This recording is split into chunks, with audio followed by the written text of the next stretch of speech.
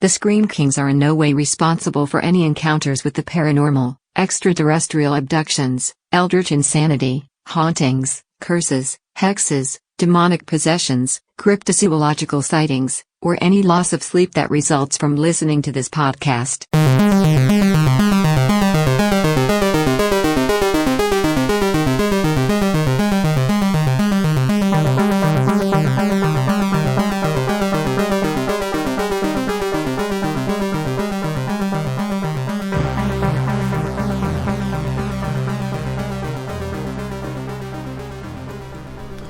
This is the Scream Kings podcast. I'm Max George. And I'm Nathaniel Darkish. What if I told you that today you'll leave here different? I'm podcasting to you right here. You're going to witness an absolute spectacle. So what happens next? You ready? Are you ready? I mean, I'm ready. I'm ready too. I hope I didn't just make a bunch of people's ears bleed. I can always, tone you down a little bit in post. Never! Okay, or we can make them bleed, whatever. Hello everyone, we're back! Yes, we are, and in spite life continuing to just try to just make continuing this podcast as difficult as possible, as it has been wont to do for the last 2 years. Nevertheless, we persist. We are here, and today we are talking Jordan Peele's Nope. Yeah, thanks for everyone who's, again, still here. We know our recording schedule is just kind of all over the place. We really do try to stick to a good schedule, but life just has been hitting pretty hard in 2022. So, you know what I have to say to 2022, Nathaniel? Nope. Nope, exactly. We're going to talk about this crazy movie from Jordan Peele. Came out this year. We have a lot of feelings about it. I feel like we need to remind everyone again that this movie is probably... This is a spoiler podcast? Yeah. This movie is much better enjoyed if you don't know a lot about what's to come. So if you are okay with the spoilers and you don't care, please still listen. If you don't want to know, go watch the movie. I think it is streaming on HBO Max right now, and I think Peacock or something. Peacock, yeah, it's definitely streaming. You don't have to pay $50 to go see it in the theaters, but definitely check it out if you're worried about spoilers. Because again, similar to Hereditary and Midsommar, it's better seen the less you know about it. I definitely agree, but if you do want to just get a temperature gauge from us before you see it, or before you make that decision, I'll say I'm extremely lukewarm about it, and you weren't really a fan. I enjoyed it, but we'll get into it, Nathaniel. Let's just get into it. Okay. Here we go. Run, okay! Run! No. This would be an opportunity. I'm talking rich and famous for life. There's plenty of videos of flying shit online. Ain't nobody gonna get what we gonna get. What we gonna get? The money shot. What's up? Undeniable proof of aliens on camera. The Oprah shot.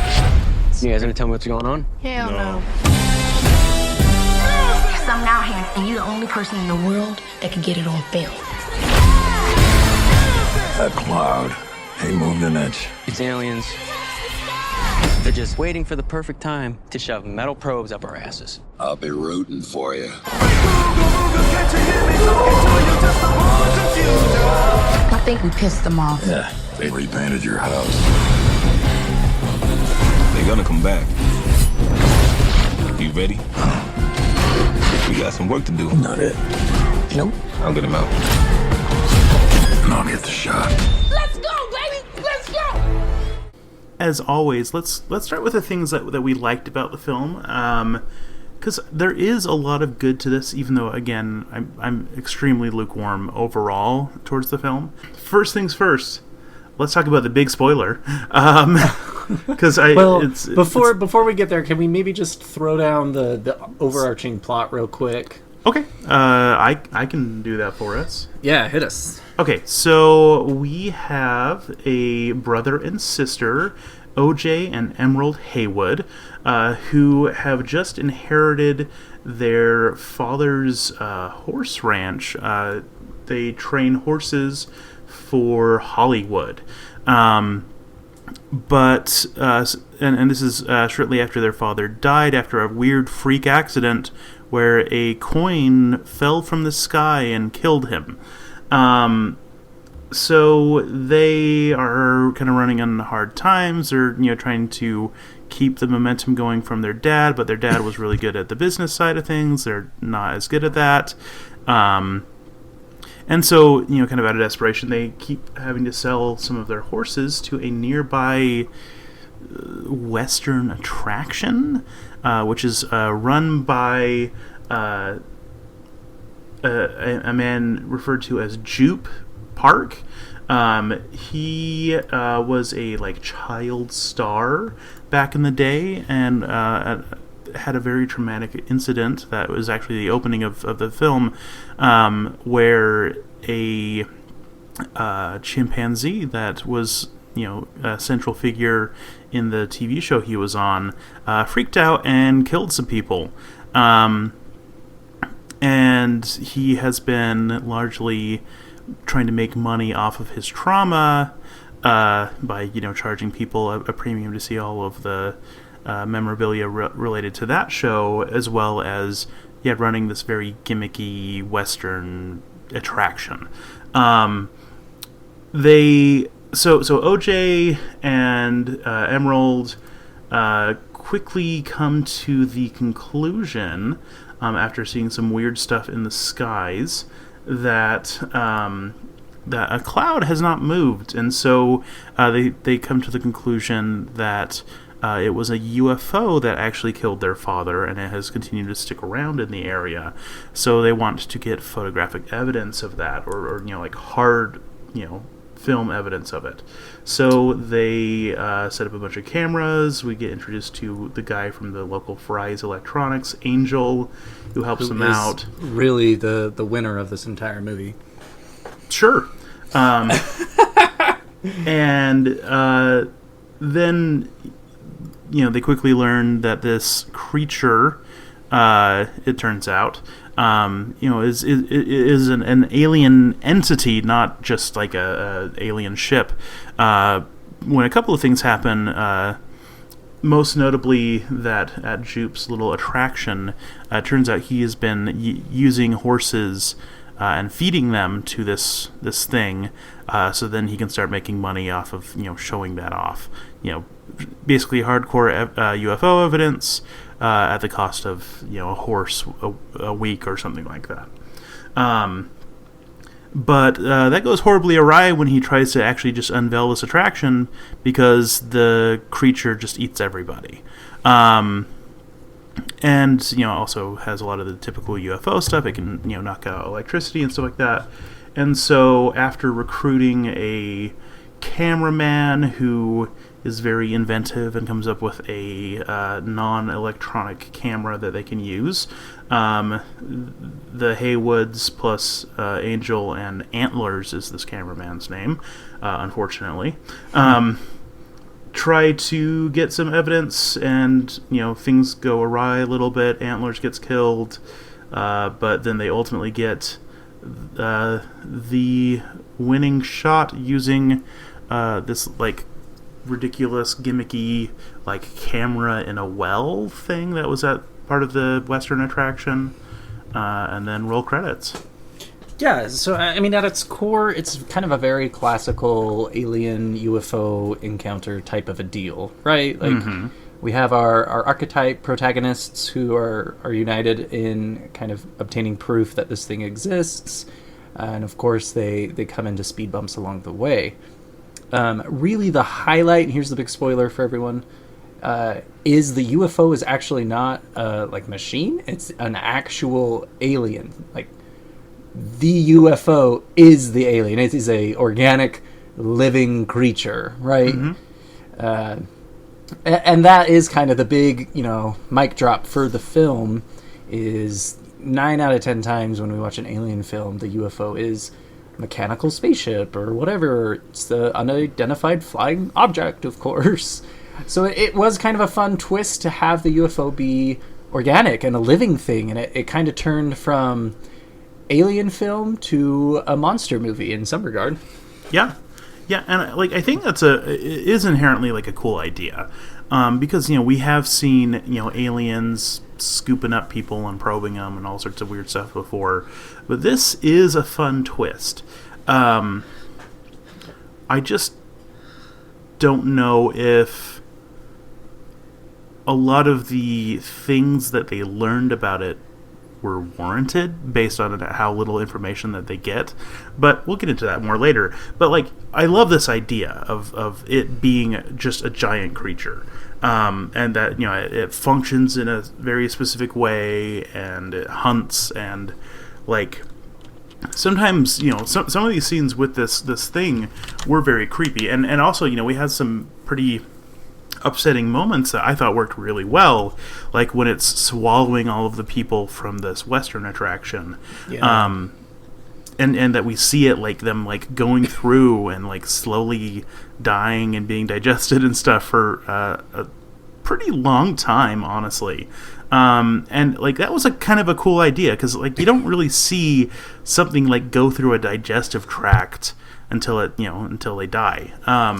Well, and also I think it was kind of cool to see a monster film that the enemy, the monster, was this almost eldritch horror, right? The alien felt very cephalopod. It was kind of this nautilus mixed with a lot of octopus themes. It could camouflage itself. It could shapeshift its body, which invoked in me a lot of Cthulhu mythos and kind of this idea of these old ones, these ancient beings from the void kind of coming back to Earth.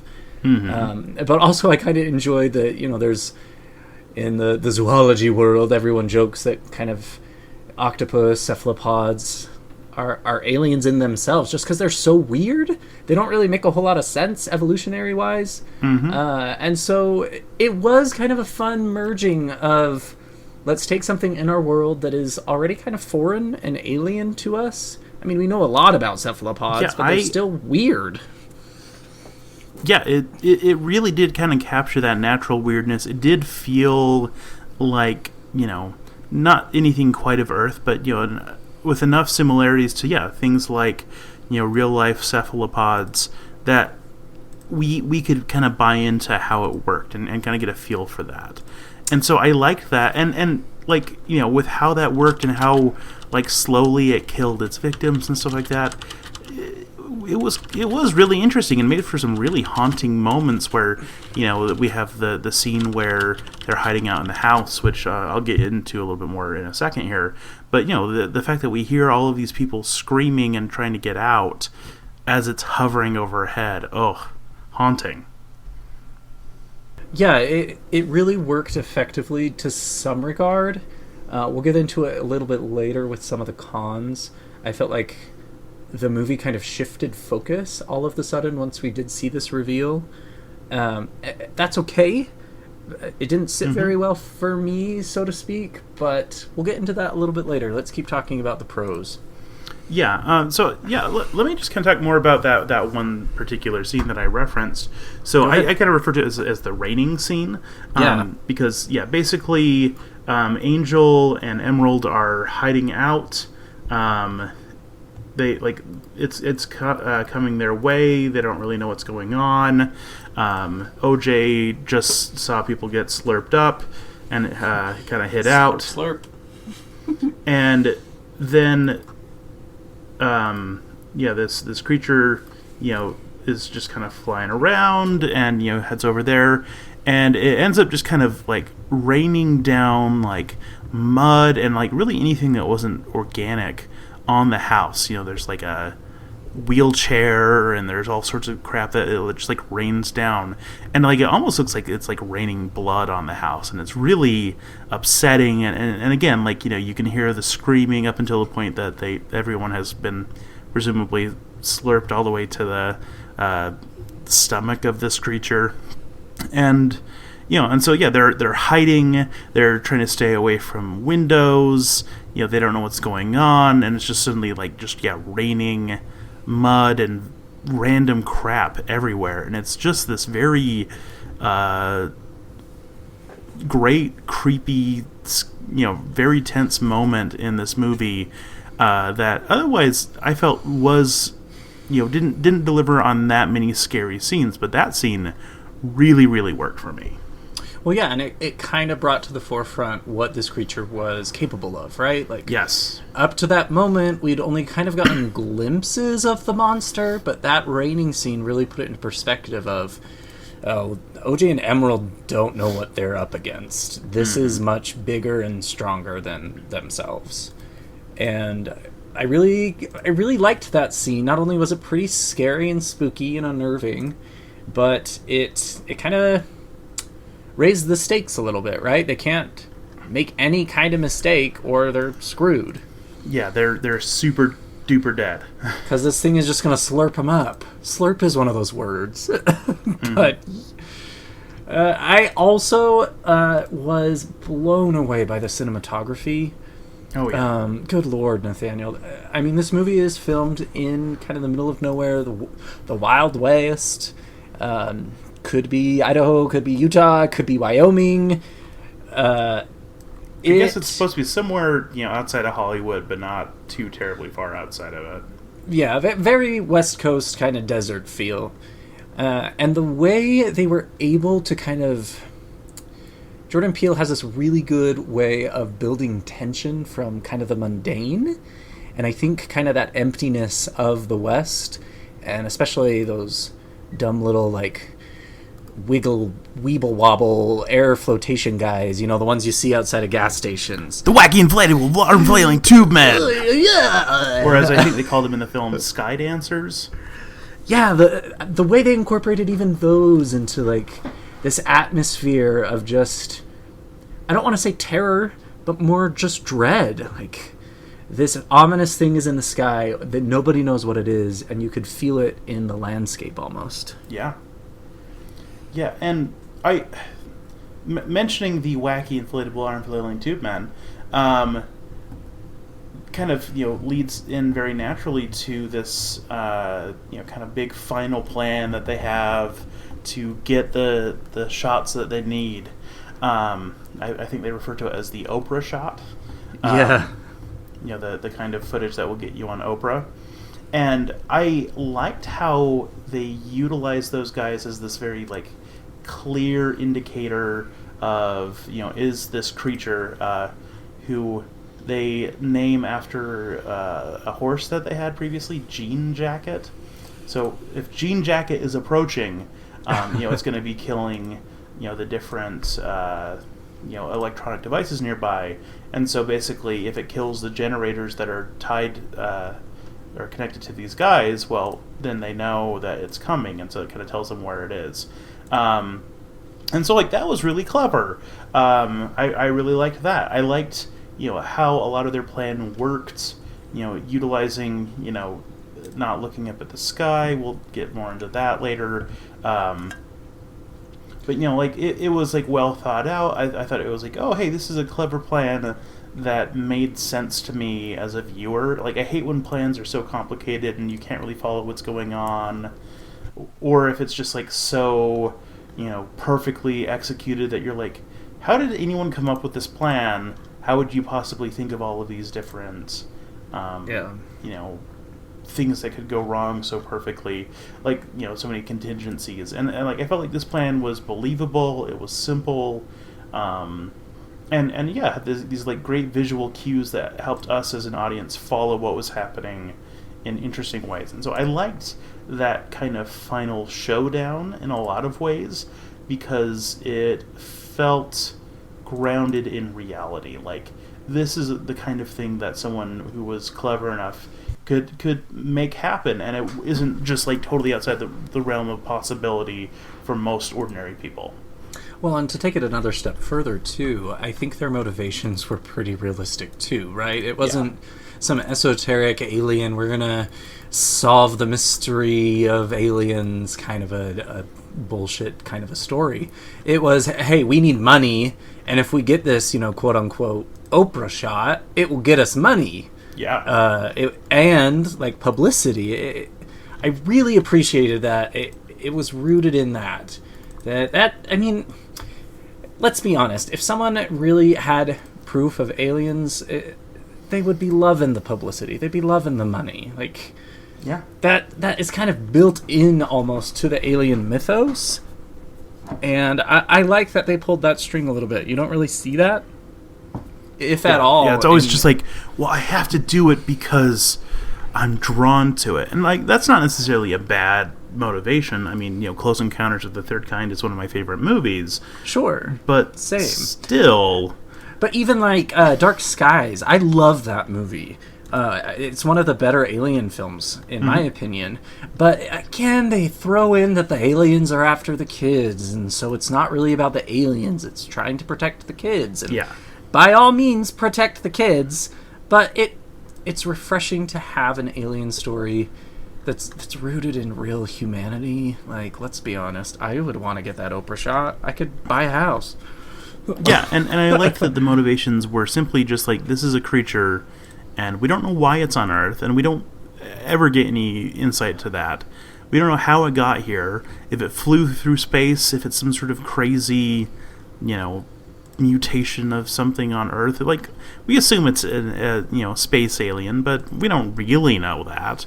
But it's big, and it's scary, and it's hungry, and that's really what it boils down to. It's this kind of very relatable creature approach.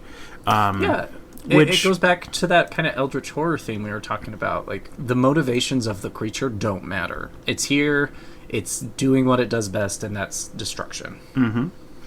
Yeah, and a lot of the ways that they are successful is by understanding it more as a simple predator rather than, does it want to enlighten us or things like, or, is there some greater purpose to it feeding? Is it gathering strength so it can go into space?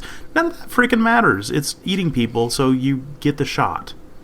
Is it humans from the past trying to tell humans from the future what to do? Alien movies, guys, they're hard to find. They're hard to get good. Yeah, no, the problem is that they're not hard to find. There's way too many of them. Yeah, thank you. 90% of them are hot garbage. So, as always, hit us up on our social media if you have any great suggestions.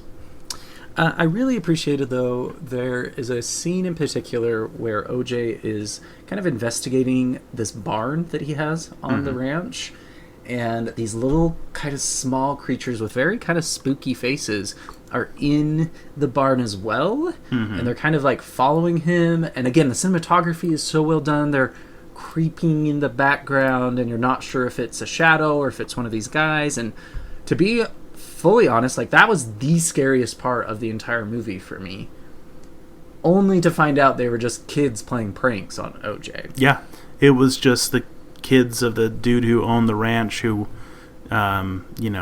they had these costumes that their dad made as part of the spectacle of trying to show off the alien.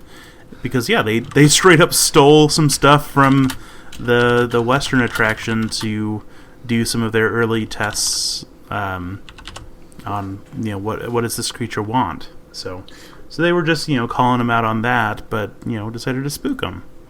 And, yeah, it worked really well. And again, I think we have to give credit to Keke Palmer. I think she was amazing in this film. She plays Emerald. I really enjoyed kind of the energy she gave in the film. She committed to the character. We'll say stuff as to like the nature of the characters, but I do feel like the actors and actresses gave a lot of their energy into their roles. Yeah. I really liked how like subtle but like believable Daniel Kaluuya's performance was as OJ. Like, he's phenomenal in everything I've seen him in. But yeah, like there's I liked that, especially kind of our main three characters, Emerald, OJ, and Angel. the performances for them were very, I think, grounded and relatable, even when the circumstances were very out of this world, I'll say. Yeah. To say the least. Ha! And I think we definitely have to give a nod to the diversity of the film. Jordan Peele always does an incredible job demonstrating the power and beauty of POC characters in a story. It's my partner always says, I don't want to watch more movies about the same white people over and over. So to get these kind of different views of very archetypal movies is good. We need more of it. Yeah, and along those lines, I like how he definitely was kind of riffing off of, a lot of the kind of memes and jokes and stuff that have been thrown around about, oh, well, that wouldn't happen in a horror movie if it was about black people. They just go, nope, and then just get out of there. And we've seen, great things that played off of this. I don't remember exactly what the comedy group was, but there was this one that went around. It was called Hell No, and it was just a horror movie, and it lasts 5 minutes because everyone was black, and so, oh hell no, and then they get out of there. And so I similarly I felt like in Nope it had a lot of moments that were kind of fun to see, kind of a different cultural perspective on this kind of thing, that yes, like they are sticking around for reasons that make sense to the characters, but there are certain moments where they just have to nope out of there. And just like the times, I think there's 2 points in the film where OJ just goes nope, like both of those moments were really good. They were really fun. Like I kind of like laughed at his delivery, but like also I'm just like, yeah, I feel you. I would not go out there, or I too would just hide and just wait until this bad has passed, because that's the only thing that makes sense. You would just say nope. Mm-hmm. Well, I think that kind of anxiety. Saying nope makes a lot of sense to me. Oh, I lost you a minute there. Oh. Am I good? Yeah, you're back. Okay, cool. I just said, as someone with anxiety, I definitely relate to the desire to just say nope. For real. So I think that wraps up all the kind of like good stuff. I feel weird saying this. I don't know why. It's a fine movie. The people I went really enjoyed it. I was kind of the odd man out. And maybe we can kind of get into that, I think. But should we move into some of the cons, Nathaniel? Yeah. Hold on. Before we dive too deep into the specifics, I want to talk about 2 things that I think really hurt this film to some extent. Okay. The first one is a very scientific term I've invented called pandemicitis, where we had a lot of films that kind of debuted their trailers right before the big pandemic kind of push hit. And so I remember being in theaters and seeing Nope, the trailer, and just got crazy excited for it. And then it kind of disappeared because everyone was isolating at home. And then the pandemic was kind of over, kind of not. So they started playing the trailer again frequently. And it kind of built up this excitement for me. And I wonder if the pandemic kind of limits films and their execution to some extent, where we've kind of become desensitized to the trailers a bit, or we're expecting a lot based on the trailers, solely because we've been seeing the trailers for a very long time. I definitely see where you're coming from. I think a big part of maybe what caused a little bit of a disconnect for me, personally, relative to the trailers, was that first trailer told us almost nothing, but it sold me on that movie very hard. So that's, I think, my next thing I'm going to get to probably is going to speak to what you're saying, or about to say. Okay. And I think Nope, one of the biggest issues of it is it set us up for a certain expectation multiple times. Like you mentioned, the first trailer was very kind of occult and secret, didn't give us a lot of information. So we were expecting one thing. Mm-hmm. Then we get a second trailer, and it kind of dives into what that film is actually going to be about, and it's completely unrelated to what the first trailer indicated. And then throughout the movie, there are these kind of weird setups that make us believe something is going on to a very extreme level. And the example I wanted to bring forth was that cabin, that barn scene. Yeah. Where we're pretty convinced that it's gonna be aliens. And nope, it's not. And I wonder if that was intentional, like that. I think that so. Little the critics nope. But as a viewer, the hype just kept losing steam for me.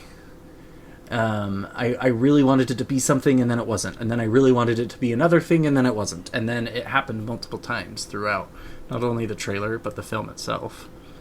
I definitely agree, because I think that for what this film is, it does a very good job. It just wasn't the kind of movie I wanted it to be. Like, it really didn't deliver very much on the scares. You know, we talked about a few really strong scare moments. The barn scene and the raining scene. The rest And of the slurp. Yeah, which fed into the raining scene. True. Other than those moments, pretty much, 90% of the rest of the film had tension, but wasn't scary. And I wanted it to be a lot scarier than it was. Instead, it was like that's kind of a fun UFO idea. I haven't seen that before. And I don't mind that being what the movie is, but it wasn't what the first trailer especially promised me. The second trailer promised that a little bit more. And frankly, I saw that first trailer and I was like, oh my gosh, I can't wait to see this. I don't want to know any more about it. I'm going to go see this movie. And, and it was like, my phone background and all of that stuff. I was super stoked. And then when the second trailer finally dropped, I kind of went, I kind of don't care as much. And then when I watched the movie, it was, okay, yeah, so it is about what that second trailer was about. It definitely focused much more on the, trying to get the Oprah shot. I'm like, okay, I'm willing to accept that. But, but even that was really kind of a misdirect. And so, yes, like the title of the film also kind of feeds into that of, you think it's about this? Nope. Like, and Jordan Peele likes to subvert our expectations a lot.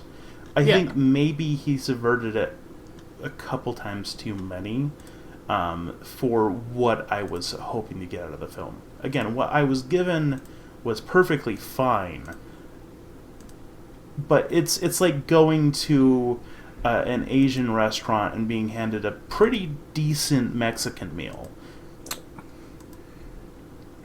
Yeah, I agree full-heartedly. I don't know if I would state it the same way. Jordan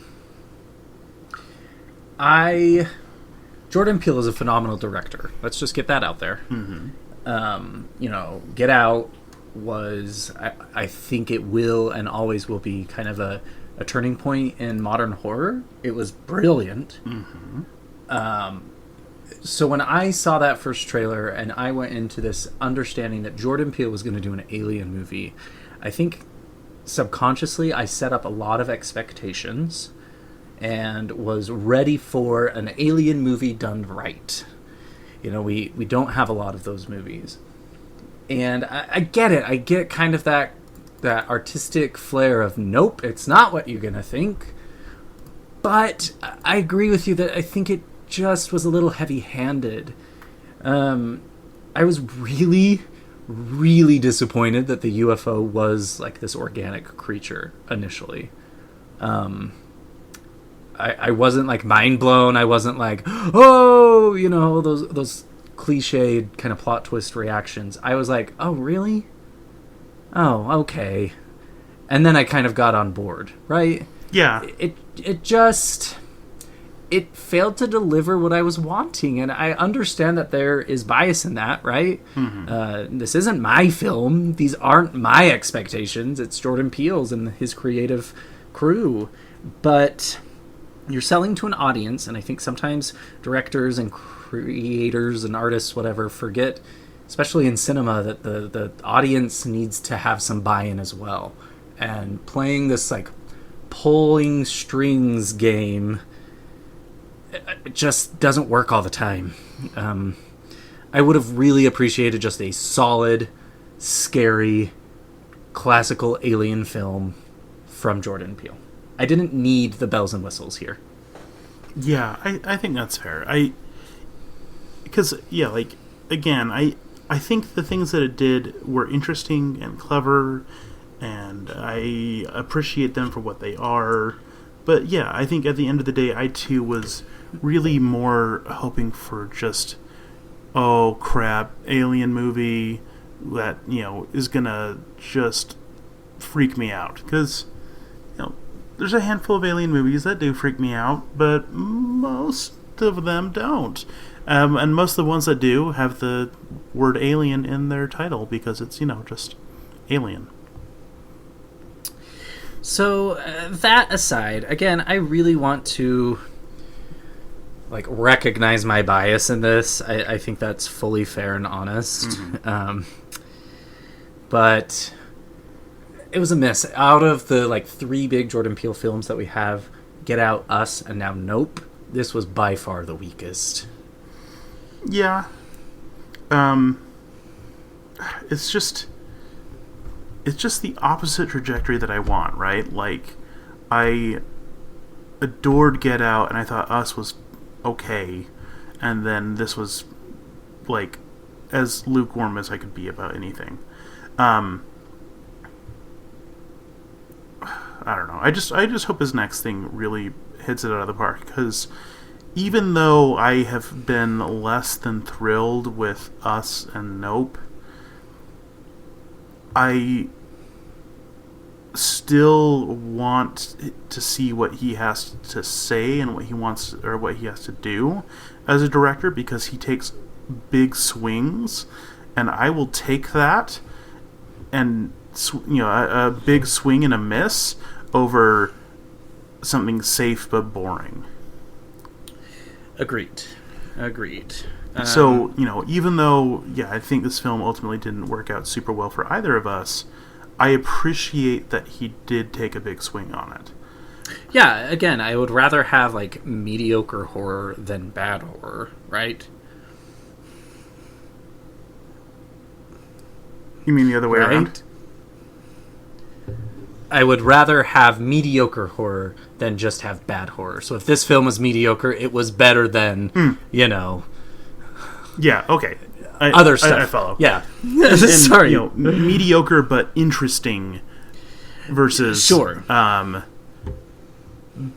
Bad but formulaic. Okay, let's move to another thing that really did not work for me.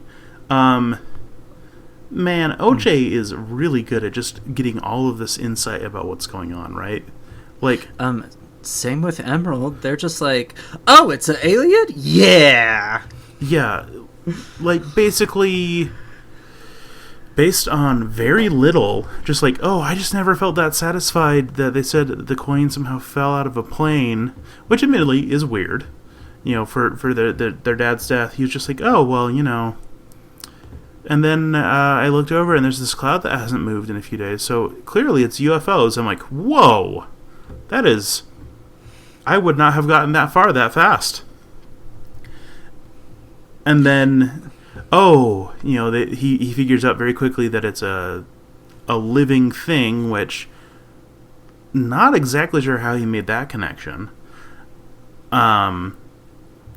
And then, it's like, oh, well, if it's a predator, then you just don't make eye contact. And suddenly that, like, informs how they do everything. And I'm like, how is he pulling these connections about how this thing works and how it thinks and how it behaves?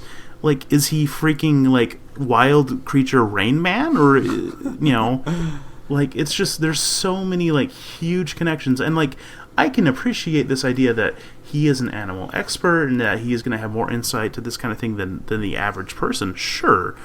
But he is still drawing some really, really fast connections that I'm like, I am not ready for this level of insight yet. I don't think that this is deserved.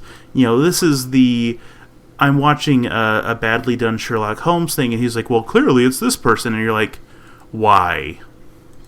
Yeah, it went from him being like a zoologist to a ufologist in a matter of minutes. But like a ufologist who is like god tier, able to make connections.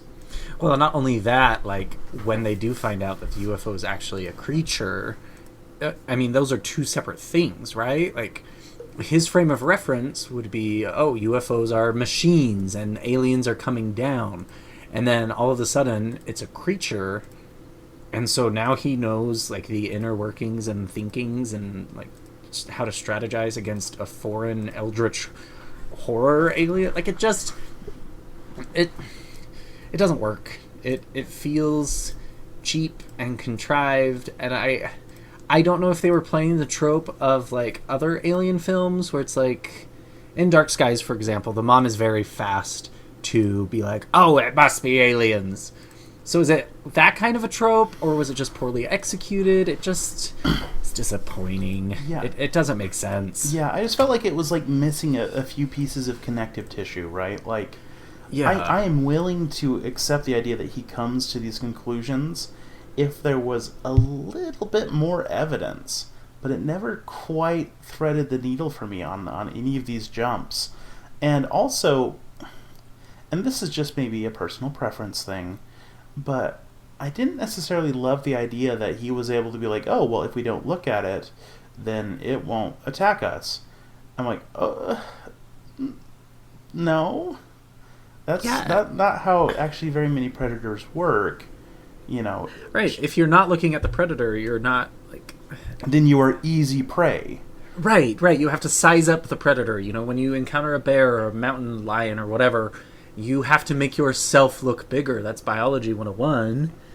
And it just...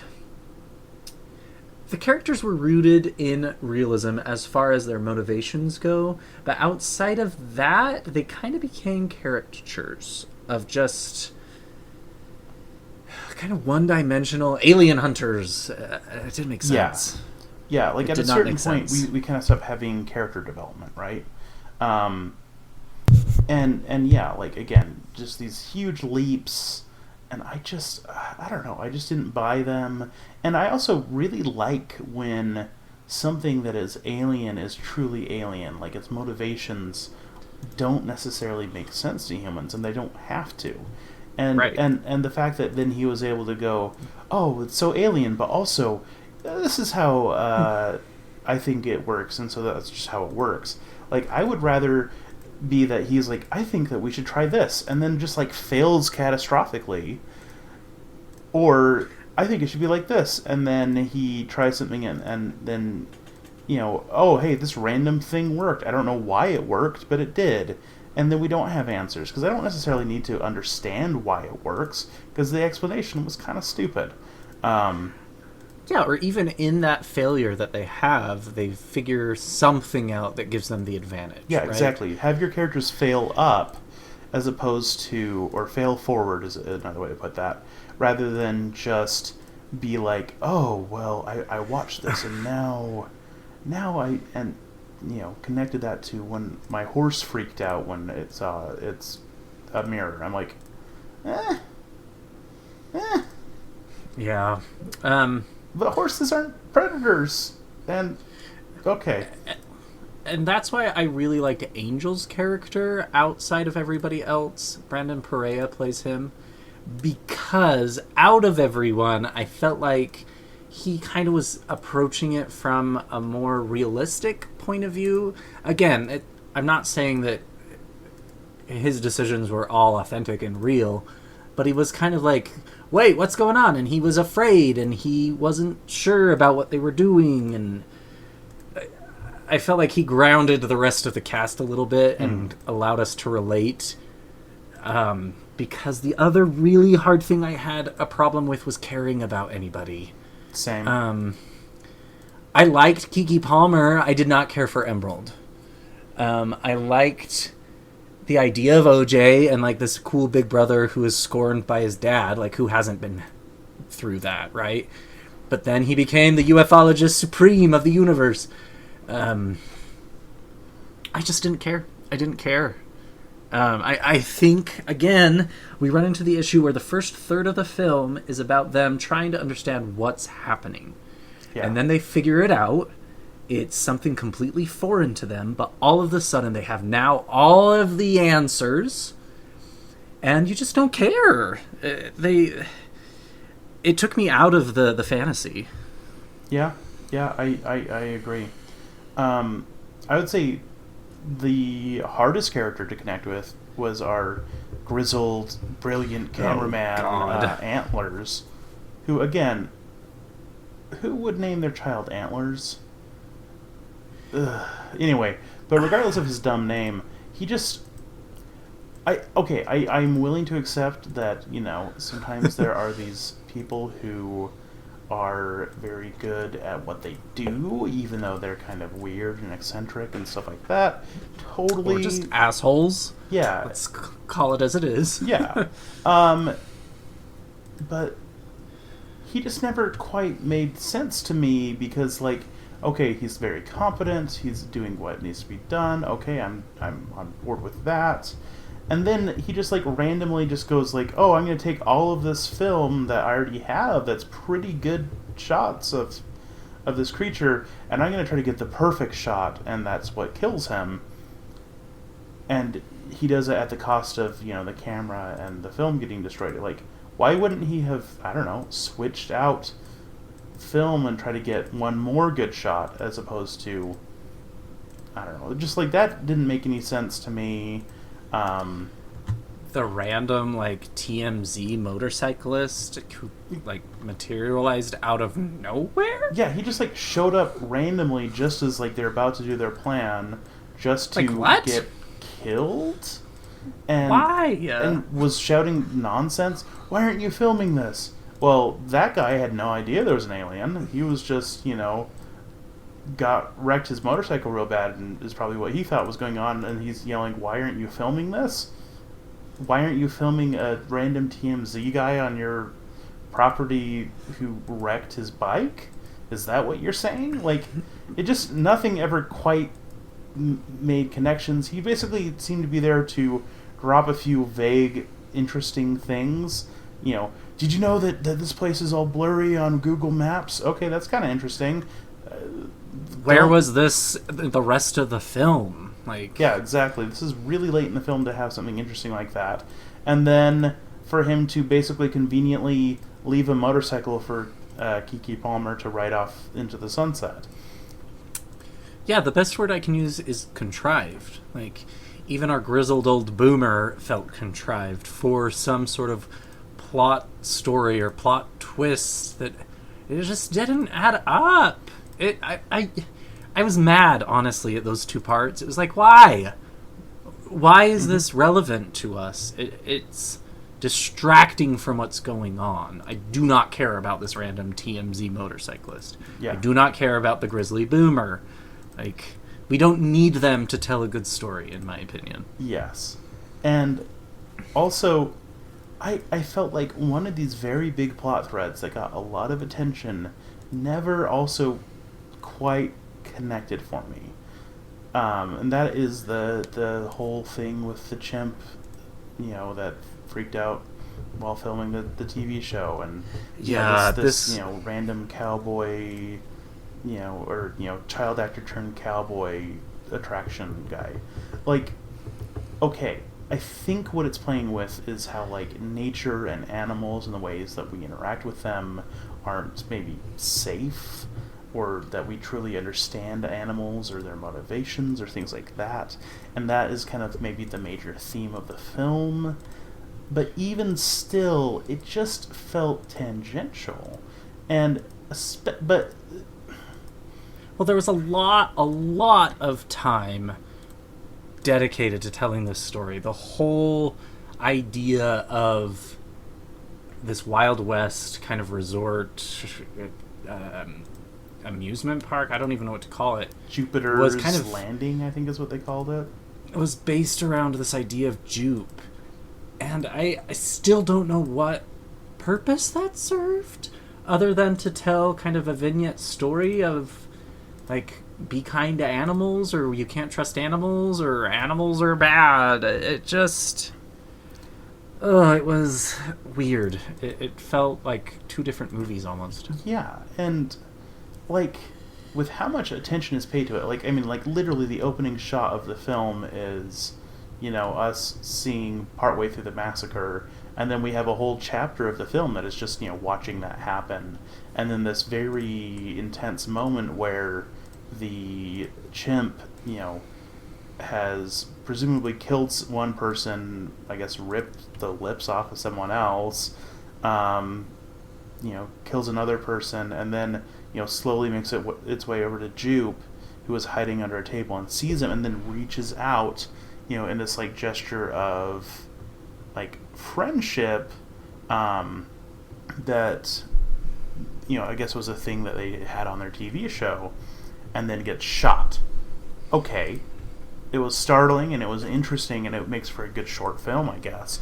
But why? There's a lot. Yeah, there's so much attention to it, and, like, I think there's something there that is, you know, definitely tied to some deeper message that, you know, Jordan Peele was trying to convey, but it just didn't connect to the main story clearly enough in a way that I'm able to draw those connections. Because, yeah, it just feels like it's some weird, lengthy backstory about a character I didn't really like or care about, even more so than a lot of the other characters, who was basically there to be cannon fodder. I don't need a big backstory for cannon fodder, but thematically it does tie, but I can't connect them.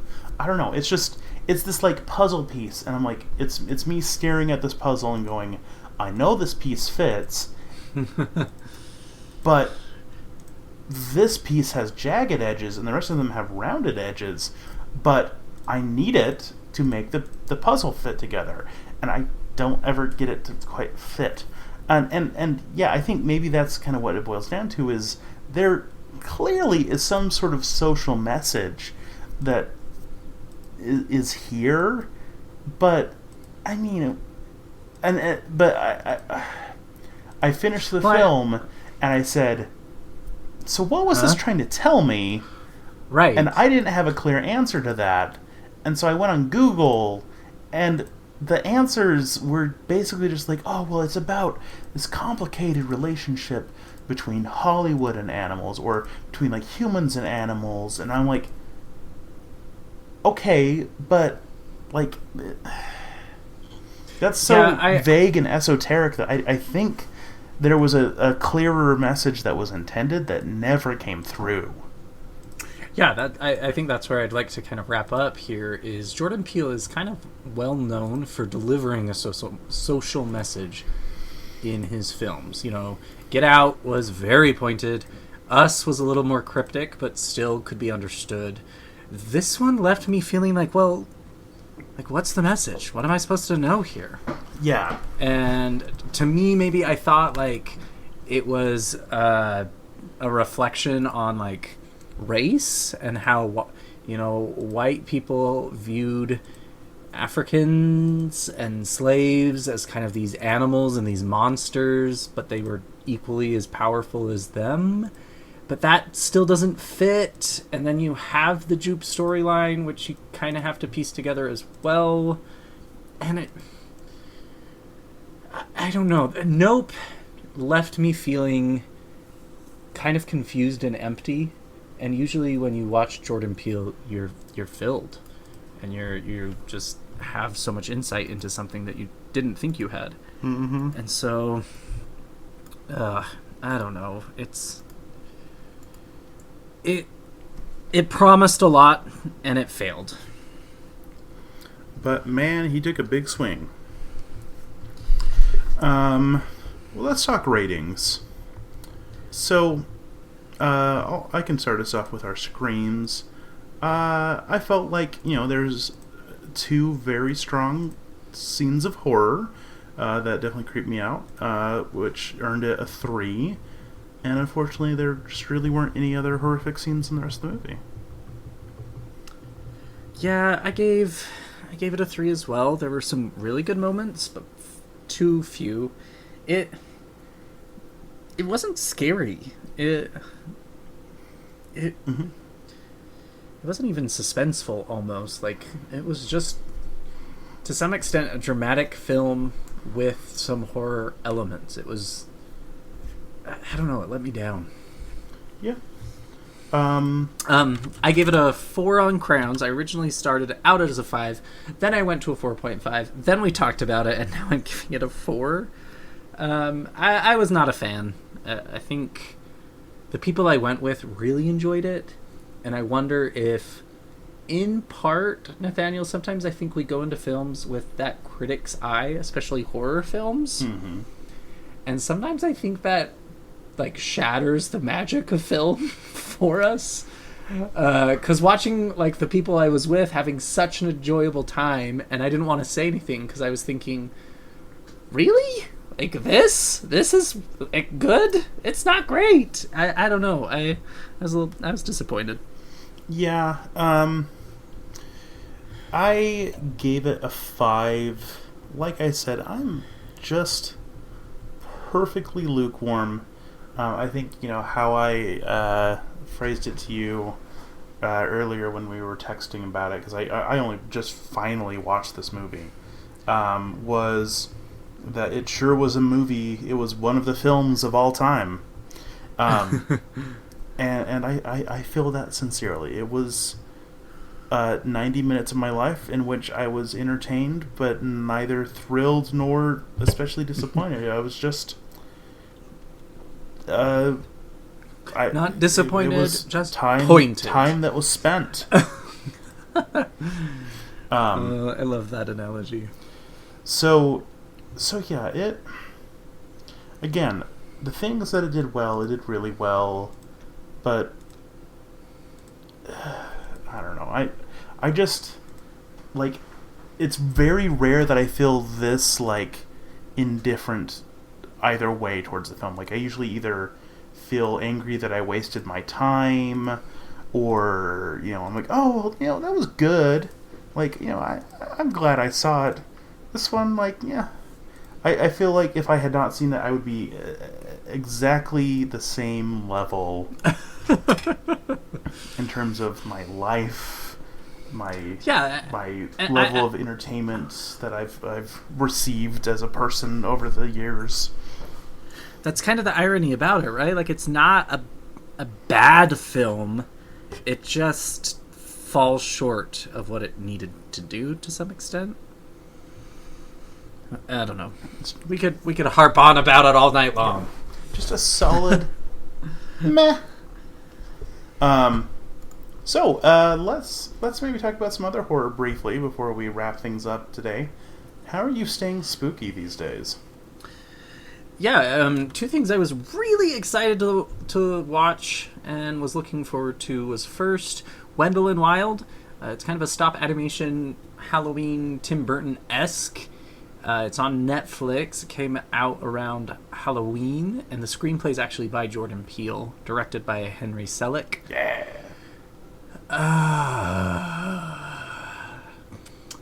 I did not. We didn't finish it, Nathaniel. We got about halfway into it, and we're just like, this is dumb. We're gonna turn it off. Oh.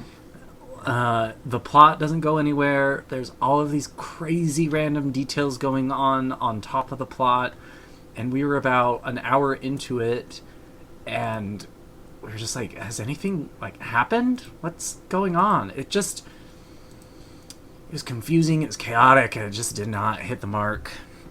I was really bummed about this one. That is disappointing to hear. I've been looking forward to watching it because I love me some Key and Peele, and I know they're both in this as actors. Right. And Henry Selick is amazing, especially with his stop animation stuff. Like Coraline, I would say is one of the best stop animation movies of all time, and of course he also directed Nightmare. And I wonder if, that was part of it the night before we watched Coraline, and that movie is just a work of art. Nightmare Before Christmas is very dear to my heart. I even like Corpse Bride. Like, I love a good stop animation, and I don't need it to be completely, like, brilliant and mind-blowing, but this just failed. I couldn't finish it. I usually don't do that. Mm-hmm. The other thing, though, is we finished Midnight Club, which is the Flaniverse, the new addition to the Flaniverse. Every time Jamie's name popped up on the credits, I had to tell my partner, of course, I know him! Which made me feel very special. This series is brilliant. I mean, Flanagan can do no wrong. It's probably the weakest of the 4 entries, just because it is projected to be kind of a series rather than a standalone. Mm-hmm. So the ending didn't deliver like, say, Midnight Mass or Haunting on Bly or whatever. But okay, it will get ya. You watch it, and then all of a sudden they start one of those awesome Flanagan monologues, and you're crying and contemplating your life and existence and wondering what the afterlife will be like. It's so good. Okay. Well, I mean, of course I'm going to watch it. I just haven't gotten to it yet because, as has been referenced earlier, just everything is chaos in life, and haven't gotten to Midnight Club yet. But I am going to remedy that soon because I definitely want to watch it. Well, I've enjoyed a couple of things recently as far as me staying spooky. One of them is I listened to a book called The Girl from the Well by Rin. I think the way to pronounce her last name is Chupeco or Chupico. I probably just butchered it, and if she ever hears me butcher her last name, I apologize. You're a great writer, Rin. Whatever your last name's pronunciation is. So, Girl from the Well is a really fun story. It's kind of YA horror in a lot of ways, but it was well written. It was creepy. Basically, the idea is it is the archetypal Japanese girl from the well. Hair down in front of her face, kind of scary ghost. That was kind of the original, prototype that gets used a lot in a lot of Japanese horror, like with Sadako, aka Samara in The Ring, or the lady in The Grudge, or really just a lot of Japanese horror will use that kind of creature. So it kind of took that original folklore story and then had it be this ghost that has kind of moved on from that role and has started kind of hunting for people who do harm to children. And then it, while going out and doing that, encounters another ghost that is like magically connected to a child. And tries to unravel it, and so it's all from this ghost's perspective, for the most part, and it's really an interesting perspective to see a story told from, and it was a lot of fun. It was a cool story with some good twists and turns and really interesting characters. I quite enjoyed it. There's a sequel, and I'm definitely gonna have to pick that one up. The other thing I have down for how I am staying spooky is also another Monkey Paw production, which is, of course, Jordan Peele's production company. But this was a podcast. like a fictional scripted podcast called Quiet Part Loud that they did with Gimlet, the podcasting company, for Audible. Quiet Part Loud was interesting. It's basically following this like right-wing conservative talk show host that became disgraced after faking an anthrax threat, in like the early 2000s, trying to like regain his name by kind of being drawn to investigate what happened to some Muslim boys that disappeared. That, of course, when they originally disappeared, he claimed that they were terrorists and all that stuff on his show. But it's him kind of investigating and being drawn into some sort of supernatural creature that has this horrifying, like, cry sound that, like, if you hear it, like, you become obsessed with it. It's well done. It was interesting. It's not terribly long. I think it was 12 episodes long, each one being, I don't remember, like a half hour to an hour long. I don't remember exactly. So, not a terribly long series, but it had some fun twists and turns. It was well done, well acted. I don't know. It's worth checking out. Didn't quite fill the eternal video palace shaped hole in my heart, but it gave it a decent try. Oh, I'll have to look into it. Yeah, it's fun. Like, nothing phenomenal. I'd probably give it like a 7 out of 10, but it's worth a listen. Oh, nice. Anyway, so well, we are close to Thanksgiving, so definitely hope all of our listeners have a good holiday. If you celebrate, eat some good food. Don't watch Thanksgiving. Don't, or do, because it's a hoot. It's so bad it's a hoot. And also, if you don't celebrate, just enjoy the time off. Enjoy relaxing and chilling out. Yeah. Watch a scary movie. Yeah. And also, stay spooky. Stay spooky!